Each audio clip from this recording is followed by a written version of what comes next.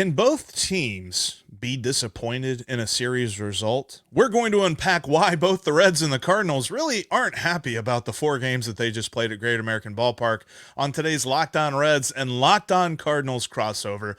But we want to welcome you in. Hi, I'm Jeff Carr. I'm co-host, one half of the Locked On Reds podcast. And alongside me is JD Haffron from Locked On Cardinals. Hello, everybody. Yes, what an odd series. Like, I feels like nobody won because we didn't. We split, but it just doesn't seem like anybody's happy about it. No, and I think it's an American attitude, right? We hate ties. There's no reason to tie in anything. That's why we're having such a trouble with soccer and really embracing that sport. But I think overall, just the expectations for both teams and how they change throughout the series and things like that are a big reason why both teams' fan bases really feel that way. We're going to unpack that. We're going to look at a couple of guys that impressed us on both sides of the dugout and what happens moving forward for both of our ball clubs. Before we get into that, though, I want to let you know today's episode is brought to you by RocketMoney. Manage those unwanted subscriptions that you didn't realize you had and get your spending in control by going to rocketmoney.com/lockedonmlb. And where we want to start off here, JD, is the fact that coming into the series, the Cardinals were the hottest team in baseball. And coming into the series, the Reds had just got swept by the Yankees. So really, I was looking at this from a Reds perspective and saying, let's just split. Let's see if we can work a split out of the series. And they did that, and yet somehow I'm still not quite there, but the Cardinals' disappointment is pretty evident. Yeah, because you were coming off of winning 3 or 4 over the Dodgers. So the Cardinals were really feeling good about themselves. Like, they had beaten some teams that they're all right. Boston's all right. They're not great. They're not first place teams, but the Dodgers at the time were leading the entire National League. They had the best record. And to take 3 or 4, that really gave the team a lot of momentum. Now, here's the thing. They are in the midst, they're on the back end now of playing 19 games in 19 days. It is a grueling portion of their schedule right now. And when you look at this Cardinals ball club, they're not a bunch of young kids out there. These guys are, most of them, 30 and older. You've got Wainwright is in his 40s, but he's not playing every day. But when you talk about your stars, guys like Paul Goldschmidt, 35 and older, Nolan Arenado's now 32. Wilson Contreras is 31. These guys wear down after a while, and you need rest. And I always find it funny when fans chime in like, I can't believe they're sitting today, blah, blah, blah. Well, they're not robots, man. They're human beings. Right. They play a sport for a living. They're out there. I mean, they're not out there playing at 50%. They're playing at 110% every single day. And that's really where I think the disappointment crept in for me, because if you'd have told me beforehand the Reds were going to split this series, I'd been like, cool, it was a good series then. But the way that they were able to win on Wednesday night, I'm like, boy, this is something you could carry over into a day game, less than whatever it was, 12 hours, a little bit over 12 hours from the ending point of Wednesday night's win. And maybe you can get that 3rd out of 4 games for the win. And the Reds just weren't able to do anything with runners on base. And it was part of the fatigue factors where I really wanted the Reds to take advantage of that, because I kept thinking, and as much as it stank to saw Graham Ashcraft struggle as much as he did, I was thinking in the back of my mind, well, Goldschmidt hit a lot in that game. Maybe we're tiring him out. Maybe this is like a a heavyweight fight when you're just like taking punches and you're like, all right, you won that round. Him, huh? Yeah, we're coming back. So I don't know. Like, I think overall we saw where the Reds can absolutely get better by doing what we all think that they should do here very soon, and that's call up their top guys in CES and Ellie De La Cruz. But they took a step forward in the pitching department, Graham Ashcraft notwithstanding.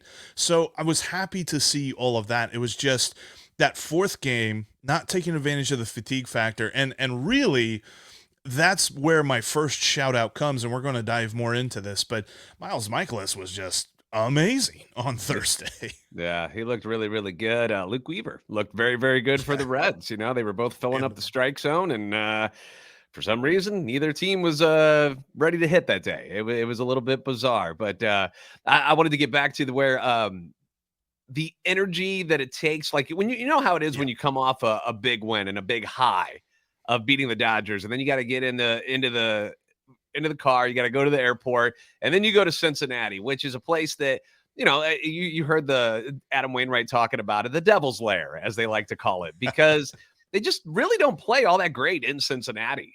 They just haven't. I've seen a lot of games in that ballpark with the Cardinals, and I would think lately it seems like the Reds win more than they lose against St. Louis at Great American Ballpark. It's a different story when you get to St. Louis, where the Cardinals have kind of dominated the Reds over the years. But at GABP, man, it's a different story. The weird things happen, and the Reds were able to win that first one in extra innings. And, that takes a little steam out of your step going into the next day. The Cardinals are able to pull off the win, but Game 3, Steven Matz just gets shelled. The Reds do exactly what most teams do against Steven Matz, and that's obliterate him and just hit him all over the yard. So much that, our right fielder is over there tossing balls into the first row for you, like, hey, can we get this guy out of here already? Mercado's like, I've seen enough. Get it out of here. Helps McLean out on that one. And you just knew after that play that was just not going to be their night. And then when you saw the lineup on Thursday and you're like, oh boy, and Cardinal fans were not happy. They're like, oh, we're just giving up. We're just going to give them the series. And then lo and behold, they end up pulling out a win in that one. What's the phrase? That's just baseball. That's just baseball. So yeah, frustrating, I would think, for the Reds fans on Thursday. Cardinals fans kind of like going, got away with one on Thursday. We want to talk about dropping 3 out of 4 in Cincinnati. That one night. Can you confirm or deny if they've banned Cincinnati chili? Maybe that's the thing. Like, they come to Cincinnati and they eat some chili and they're like, boy, oh boy, we just don't do this very often. Now we can't play right. I don't know what it is, man. Like, you'll see their numbers and Goldschmidt's hit well there, but I've never seen Nolan Arenado do that well there since he's been in a Cardinal uniform. I don't know what his numbers were when he was with Colorado, but I don't know. I just don't see these guys. They don't just they just don't play that well there. It's a strange thing, especially in a ballpark that is a hitter-friendly ballpark. Exactly. New York didn't seem to have too much trouble hitting against the Reds in the previous weekend, and the Cardinals come in and they just, I don't know. I can't explain it. And you're frustrated that you went 2-2, where Cardinals are kind of like, all right, I can't believe we got away with getting 2 out of 4 there. that feels good. I'm glad we escaped with at least 2 wins. Getting out of there. Yeah. I was very intrigued by just how all that went down and the way that Steven Matz, and it's funny you mentioned the Steven Matz start, because I was saying, yeah, he's really struggled here recently and ever since he signed with the Cardinals. And I said this pregame and I'm like, great, now he's going to throw like a no-hitter or something against us. But there was a commenter that I wanted to shout out that was in the comment section the other day, and it's just like, shout out to the Reds for kicking Steven Matz's butt. I love the Cardinals, but I hate that guy, and I'm so glad that he got beat to death. And I'm like, and Mother Goose, I think, was the comment. Oh, okay. So. Yeah, much familiar with that one. Muther is yes. You like to spell it. Yeah, definitely chimes in a lot. Yeah, fans are not happy with Steven Matz. They hated the signing at the time, and so far, he hasn't been very good. The only way that he has been good was after he hurt his knee in Cincinnati last year. He was pitching very well in that game, hurts his knee, has to go into a relief role, and actually was pretty good out of the bullpen last year when he was coming back from that injury. I just released an episode yesterday on Locked On Cardinals talking about maybe it's time to just take him out of the rotation, see what he can do out of the bullpen. He's making $11 million. It's kind of expensive for a relief pitcher, but if he's killing you as a starter, like, what's the point in having him in there every 5th day to just lose? He's 0-6 this year. His ERA is over 5. They're 2-8 in games that he's pitched in as a starter. What are we doing here? Like, it's time. And I think they're going to do that with Matthew Liberatore, who pitched very well in his first start since being brought up from Memphis. He'll actually start tonight on Friday night in Cleveland. And I think if he pitches well again, and after they get through this stretch where it's 19 games in 19 days, they've got, I believe, 6 more before it's all wrapped up, maybe 5. If he pitches well, I don't know how you send him back down and put Steven Matz out there and say, we're trying to win. Just doesn't make sense. Doesn't add up. My gosh, you could replace Steven Matz with Mike Minor, and you would have been talking about the same person. I'm sorry, Mike Minor's not on this team anymore. But I tell you what, talking about some struggling performances, there were some guys that impressed us, and I mentioned Miles Mikolas, but there was somebody else who really stuck out to me on the Cardinals side of things. We're going to talk about that and who impressed on the Reds side as well. We're talking about that here in just a moment. Before we do that, though, I want to tell you about one of the sponsors of today's crossover podcast, and that is Birddogs, the most comfortable pair of shorts you will ever wear. And I stop short of saying that's a guarantee, JD, but I'm telling you what, man, I have never put on a pair of shorts that are more comfortable than Birddogs. Now, question, do you have the liner inside yours, or did you go liner free? You do? I do. I was nervous the first time I put them on. I was like, oh boy. I actually had boxers on underneath and was like, okay, here we go. And I'm like, I'm doing something wrong here. And then when I did it without the boxers, I was like, I get it now. Okay. Yes. And yeah, you couldn't be more right, dude. They're fantastic. Wore them to the game yesterday. And my favorite thing about them was because they're light. And so you don't get all sweaty sitting there. I mean, I was out in the sun, third base side for 3 hours yesterday and never felt uncomfortable or was hot or anything like that. Beautiful day at the ballpark, and it didn't hurt to have my Birddogs on. And the great thing is, if you go from the ballpark to Jeff Ruby's with your Birddogs on, you don't feel like you're like getting away with just being super underdressed because they look nice too. You can wear your Birddogs in any situation. And kind of like one of the reasons I got the liner is I was told you can get in a pool, get out of the pool, and go out to eat, and nobody's going to look at you any differently. I've got a pair of shorts that aren't swim trunks that my wife always thinks are swim trunks. So it's always a struggle to find the right kind of comfort and the right kind of look, and Birddogs gives that to you. Absolutely. And think about it, you talk about pools this weekend. That's when all the pools are opening up, all the public ones. Mine just opened up today. I'm definitely going to be jumping in with my Birddogs at some point this summer. I know it's going to happen. Get you some Birddogs. Go to birddogs.com/LockedOnMLB, and you can use the promo code LockedOnMLB to get a free Yeti style tumbler that's made by, it's got the Birddogs logo on it. Very nice. Take it to the pool. Take it to the pool with you. Exactly. and yeah, you can put your favorite drink inside. That's birddogs.com/LockedOnMLB and the promo code LockedOnMLB. Also, you can catch every pitch of the Reds or the Cardinals' hometown broadcast as the Cardinals head north to Cleveland and the Reds head north to Chicago on SiriusXM. Just download the SXM app and search Reds or Cardinals.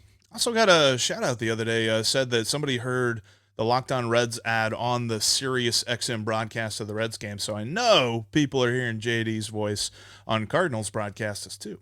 Yeah, it was kind of nice over this past week at GABP. I had because the Cardinals travel well, especially to Cincinnati, because they got a lot of fans in Ohio and in Indiana and Kentucky, and they all made the trek, and a lot of people stopping up and saying hi. And I'm just like, how do you know it's me? And I'm like, oh yeah, we did all the YouTube stuff too. I'm like, yeah.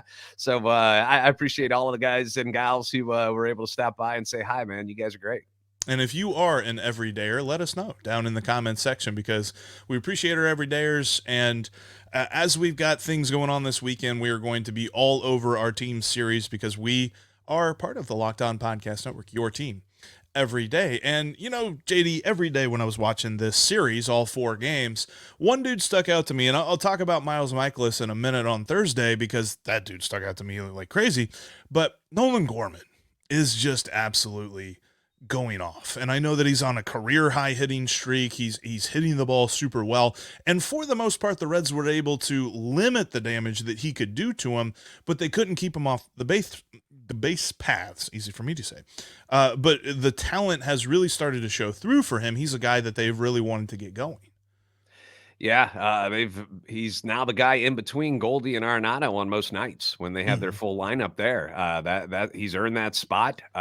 He's taken a different approach to hitting this year. He's not chasing the high pitch, which he was swinging and missing at all year last year when he was up with the Cardinals before he finally got demoted. And a lot of backlash. We're like, oh, nope, he's never going to be good. And people wanted to kick him to the curb. They wanted to trade him for Sean Murphy. They wanted to move on from him. And they don't understand that it takes a little patience. Like, these are the best pitchers in the world that they're going up against. It takes a little time for them to get adjusted. Not everybody is going to be Mike Trout and come up to the pros and just start clubbing. And even Mike Trout struggled a little bit. So, show a little bit of patience. And he worked hard this offseason. You can tell he's got the tools physically. He's a very strong young man. And he's learning to play a new position last year, trying to learn how to play second base. He was a third baseman the whole time, but there's some guy named Arenado over there. So he's not going anywhere anytime soon. So he had to learn second base. He got pulled up to the major league level, and you're going to get upset with him because he struggles a little bit. And he was still on pace to hit like 30 home runs last year. It's just the strikeouts were a big problem. And this year he's limited the amount of strikeouts. He's walked more, and he's becoming deadly with like clutch situations. Like he has been coming through a lot. And that was one thing that shocked me a little bit during Thursday's game, that they actually pitched to him after Nootbaar got that 2-out single in the 8th and then went to second on the wild pitch. So you had first base open, and the Reds said, we'll take our chances. And he burned him. And I was shocked that happened. And I thank you, David Bell, for letting that happen. He does a lot of those things, David Bell does. And I get it. There's something about trying to get a relief pitcher that one inning on the stat sheet and stuff, but he leaves guys in between innings, like, okay, bring him in, pitches a third or 2/3, and then, okay, let's run him back out there.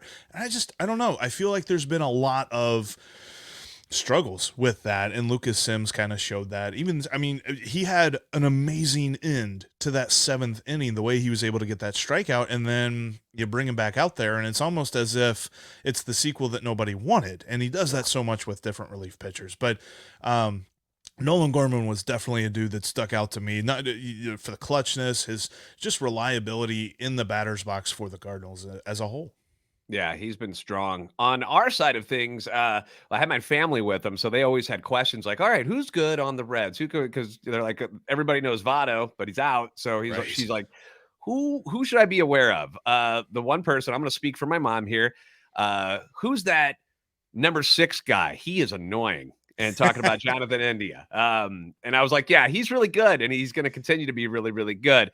That's an easy layup answer for you. But I just wanted you to know that my 70-year-old mother even pointed out that Jonathan India is annoying if you're the opposition. So what was it? Was it Joey Votto's mom? That's her favorite player is Jonathan India. Jonathan India. Yeah. I can see why. He's got cool hair. He gets clutch hits. He's always on base, it seemed like. It looks like the guy, honestly, watching that series, I feel like Jonathan India had 9 at-bats every game. He was always up. He's always up. And he was up with guys on, too. That was the great thing. Yeah, he was a pest. Shout out to Matt McClain, who impressed. He needed a little help from Mercado on that home run, but he had a lot of great at-bats, and he's like, and I compare him to Tyler O'Neill for the Cardinals, not what they're doing production-wise, but just the physical attributes that Matt McClain has, where he's a little bit shorter than O'Neill, but powerful-looking, fast. He's just got that same kind of build, and he reminds me a lot of Tyler O'Neill, and O'Neill's had some moments, and he had the one year where he had got MVP votes. So I'm excited for the future for Matt McClain for you guys. But the guy who stood out to me, Ben Lively. Ben Lively, what? Had a great game against the Yankees coming into the series, and I pointed that out. And I was like, but he's 31 years old. This guy hasn't had a lot of success anywhere. This is his 2nd stint with the Reds. And he comes out and is dominant. Yeah. Dominant. I need somebody needs to keep track of this, because this is now the 3rd show in a row that Ben Lively's name has come up on Locked On Reds. And if you'd have told me that we'd have talked about him 3 times all year, I'd have been like, no way. We ain't talking about that guy. Like, he came over. He was a non-roster invitee before spring training. He was a prospect in the Reds organization. Once upon a time, he was traded from Marlon Byrd. I heard. If everybody remembers him. And then, he goes overseas for a couple of years, figures out the whole pitching thing, comes back, and he just looks like a dude who could be, maybe an emergency starter on a good team, a long relief type dude who you could throw out there for multiple innings if you have a starter struggle. I don't want to get too ahead of myself and say, yeah, he's a legitimate shot to be in this rotation as we move forward, but he is giving the Reds some much needed starts. When you talk about Graham Ashcraft struggling, Nick Lodolo's on the IL, and they started the season with really only 3 or 4 starters anyway. If you want to count Luke Weaver as a starter, the Royals didn't last year. But I think that overall, like his last two performances have been so inspiring, and I'm looking forward to seeing what he can do in the future. And you mentioned Matt McLain, and I thought it was funny. I'm like, man, I'm just glad that he got his first home run off of Adam Wainwright the day before that, because if his first career home run was going to be an alley-oop from Oscar Mercado, like I was like, man, that'd be something you go back and you remember, and you're like, because I think that he is going to be a pretty solid player for years to come for the Reds, but for him to look back and be like, yeah, my first home run was, an oopty-doop in right field, that would be absolutely just hilarious to me. Especially a Because guy that was clobbering the ball at AAA, and it yeah, has legit power. This is not some guy who has warning track power. I mean, nope. he puts the ball over the wall, and he does it pretty far. So, yeah, it was just one of those nights, and I was like, yeah, you're right. Wainwright hitting it off him, that sounds better. That's better. A future Exactly. Cardinals Hall of Famer, possibly a real Hall of Famer at some point. I could definitely see that argument. And for me, and the other guy that really stuck out to me was Mikolas, because looking at that lineup on Thursday, I'm like, boy, the Reds should win this game.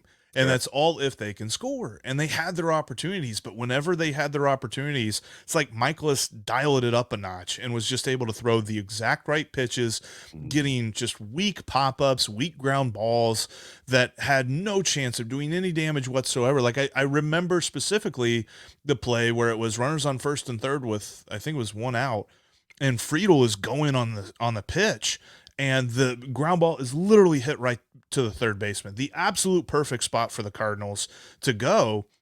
And he was able to throw him at home very easily. But it was one of those things that I looked at that play again, and I'm like, even if TJ Friedel wasn't going on contact, he would have had to commit to getting back to third base, because the ball was fielded so close to third base that he literally could have just reached over and tagged him had Friedel hesitated at all. So Yeah. I thought that, there were so many different cases where I'm like, I'm looking for Cardinals devil magic. I'm making sure that we're not getting any of that crap here at Great American Ballpark. And we weren't. It was just Miles Mikolas pitching really well. Yeah, and he's been really well. His first three games this year and appearances, like just horrible. Like where he gave up Mhm. five runs in the first two, 6 in the third game, earned runs, wasn't going deep, and was giving up a lot of hits. And he still leads the league in hits given up. That's how bad it was Oh, early man. on. Like and it was a lot. It wasn't like they were just hitting missiles off of him left and right. It was just everything fell. Like it was rough to watch. And you could see the frustration on where he's like, dude, I made a perfect pitch and things are still blooping over the first baseman and stuff like that. And he's finally figured it out and gotten back to what we expected him to be when the Cardinals gave him that extension in spring training. But yeah, he was impressive.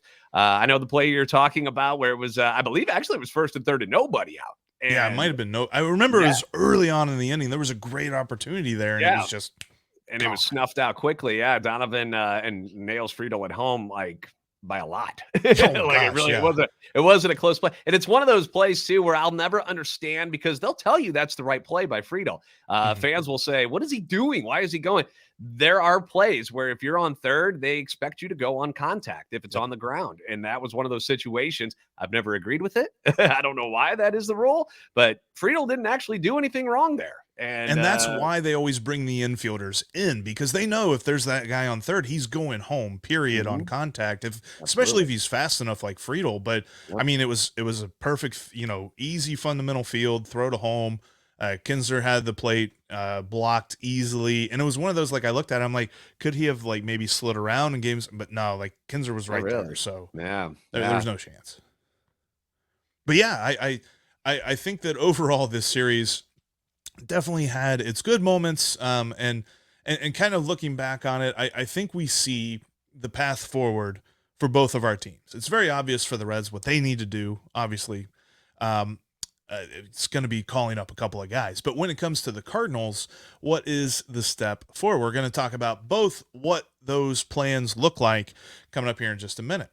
Before we talk about that, though, I want to tell you about the best way to manage your money. Because JD, I don't know if you have this problem at all. I think most of us do, where you start off a free trial of like a streaming service or something like that, and they say, "Oh, we'll let you know when you can cancel it, so you don't have to pay us anything. You get your free week."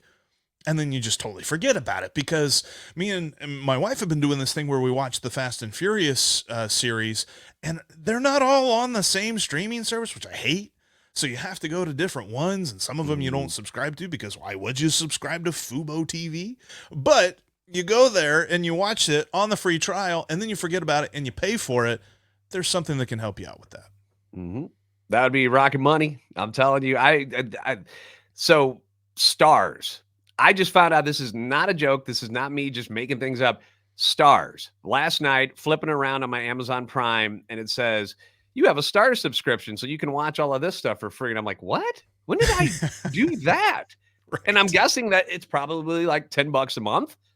Think about that. $120 a year. What else could I be doing with that money? Spending it on maybe going to the ballpark, getting a couple extra beers while I'm there, a couple extra hot dogs. Like, there's other things I'd rather be doing with my money than spending it on stars that I didn't even know I had. So RocketMoney is something where you just hit that cancel button and shoot, they take care of it for free. It's very simple. And that's what you love about it, because it's so easy. You literally tell them, yeah, cancel this, don't want it anymore. They take care of the rest. You don't have to go find it and all of the different websites and things like that you have to dig through to cancel things. Some places make it just impossible to cancel. RocketMoney makes it easy. Plus, they'll help you out with some budgeting tools and great things like that to help curb your spending. So check them out today. Go to rocketmoney.com/lockedonmlb. They save people on average $720 a year. You talked about $120 just for the one subscription. Think about it. You might have multiple things that you don't even know about, because we're just a society that has free trials that kind of gets you whenever you don't pay attention to them. RocketMoney is going to help you get back the money that you didn't know you were even spending in the first place. So check it out. rocketmoney.com/lockedonmlb. And don't forget, you can catch every pitch of the hometown broadcast for the Reds and Cardinals on Sirius XM. Just download the SXM app and search Reds or Cardinals. All right, JD, moving forward, I think it's clear. The Reds need to call up Ellie De La Cruz, and they need to call up CES, and quite frankly, I've not heard any reasons as to why they shouldn't that I agree with. Like, I think that it's kind of elementary, and we can talk about what the roster is going to look like whenever they do that, but when it comes to the Cardinals, I picked this team, as much as it pains me to say, to win this division this year, because I see the talent, and they still have that talent. It's just, it all hasn't clicked or something. What do they need to do to get back on track? Well, honestly, they've kind of righted the ship. They needed to slow down for a second and get back to basics, because the upsetting part for Cardinals fans is we're used to watching a particular brand of baseball, and it's usually good defense, good pitching, good hitting. Like, nobody is ever like superstar, like where like the offense is crazy good, and then you have a drop off where pitching's terrible, and then defense is like, there's usually just that consistency, right? Where they're just kind of good at everything. They're not great at everything. They're just kind of good at everything. And in the first month of April, and then the first couple of weeks there in May, they were bad at everything. They couldn't hit. They had terrible base running, terrible defense, terrible starting pitching, and when anything did go right, something would falter. Like, if the starting pitching, if you had a good night, the bullpen would implode. There was just something always every night that was off. And it was the simple things that they were doing wrong, where they're, dropping fly balls out of nowhere. Like, good players, like Lars Nootbaar, good defensive players. Like, we're not talking about Juan Yepes in left and Alec Burleson, who look terrible in the outfield. They know they're terrible in the outfield, but they wanted to get their bats in the lineup. Right. But that's not who we're talking about. We're talking about your stars. Like, Tommy Edmonds won a Gold Glove, and he is booting the ball at second base that was costing games in April. Like, it just didn't matter. Everybody was off. It was bizarre. Don't have an answer for it, but they had to get back to basics and start doing the little things right.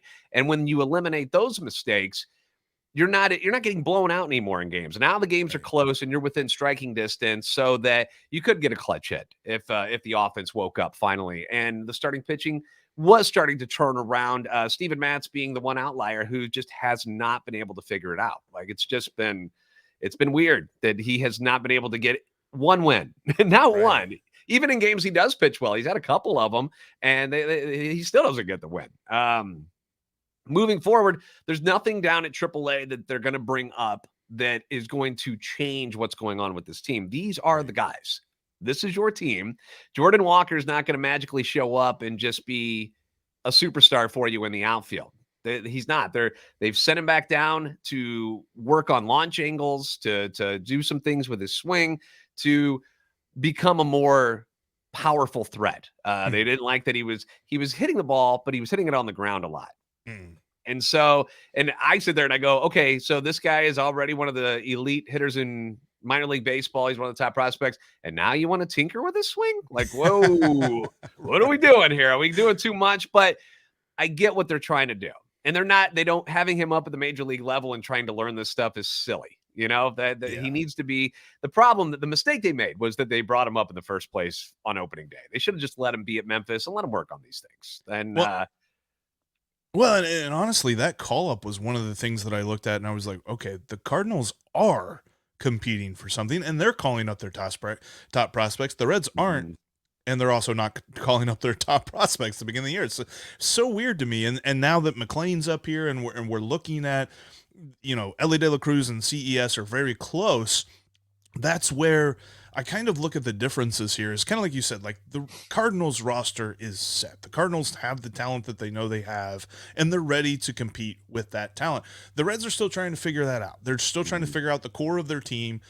And quite frankly, as far as the guys who are already up here, we got to figure out what Tyler Stevenson is. And it's a deep dive that I want to make a little bit more next week on the pod for Lockdown Reds Everydayers. But you mentioned hitting the ball on the ground too much for Jordan Walker. It feels like Tyler Stevenson's doing that. And I looked at his statistics. I think he still has a slightly more fly ball to ground ball ratio, but it's like 55 to 45%.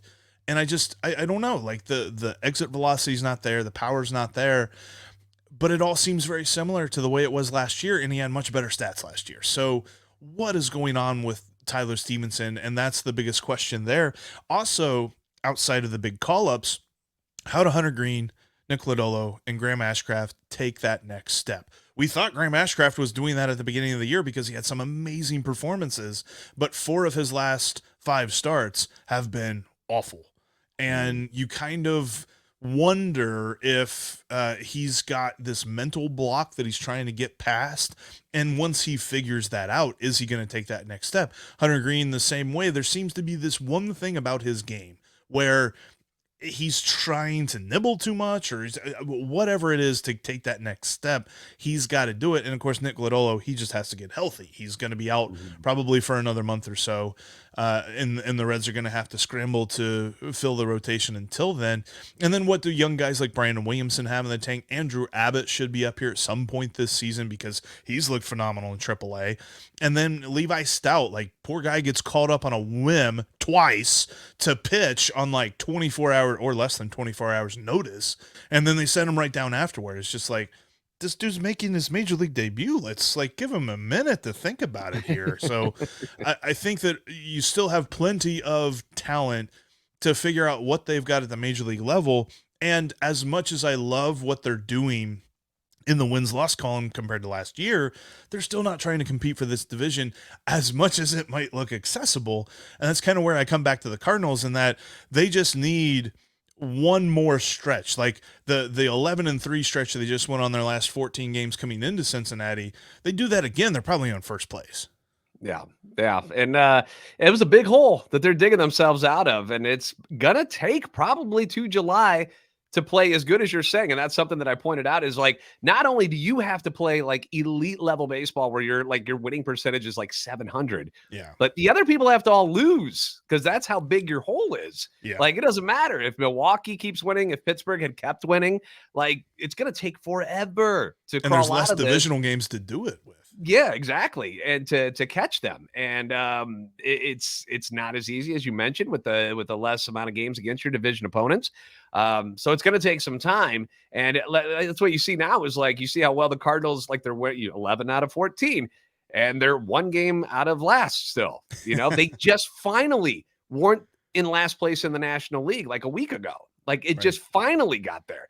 It's going to take some time. They got to stay healthy. And they got to figure out the Steven Matz thing because it's just you can't keep doing that. We can't keep going around in circles here with this guy, no matter what you're paying him. Eventually, winning has to take precedent over your mistakes of spending in your free agency and giving him that amount of money. I mean, if he can be productive as a reliever, good. At least be productive because he's killing you in the starting rotation. Right. And they got to get healthy. Dylan Carlson, Tyler O'Neill, so you don't have to see Alec Burleson and Juan Yepes playing outfield much anymore. Oof. That one base running gaff that Juan Yepes had the other day, I was just like, this is another thing. Like the Reds should win this game if he's giving them this out. Like, where was he going? There's a guy on second. What was he doing? Taking double secondary leads? Like, what are you doing, Juan? I know Tommy and the Cowboy described it as, and Juan Yepes is napping on the base paths, and look at that. We've got our third out of the inning. Yeah, like it's dumb stuff. That was the stuff they were doing in April, but all of them were doing that stuff. It wasn't just somebody like Juan. It was all of them. All of them were making silly mistakes like that, and that's how you lose games. And as both of our teams move forward, you can follow us every single day on Locked On Cardinals or on Locked On Reds to see just how our teams continue to develop. But for JD and myself, this has been another crossover, Locked On Reds and Locked On Cardinals, part of the Locked On Podcast Network. We are your team every day, and we look forward to seeing all of our everydayers coming up next week as we roll into Memorial Day and past. I mean, we're at the first checkpoint, JD. It's that time when you really start evaluating players and teams and things like that. So I know we've got a lot to talk about coming up. Yes, we do. It's a long season, but we're hitting that spot in the year where, like, the contenders start to rise, cream starts to rise, and the ones who are make-believe start to come down. So it's going to stay interesting. That I can guarantee.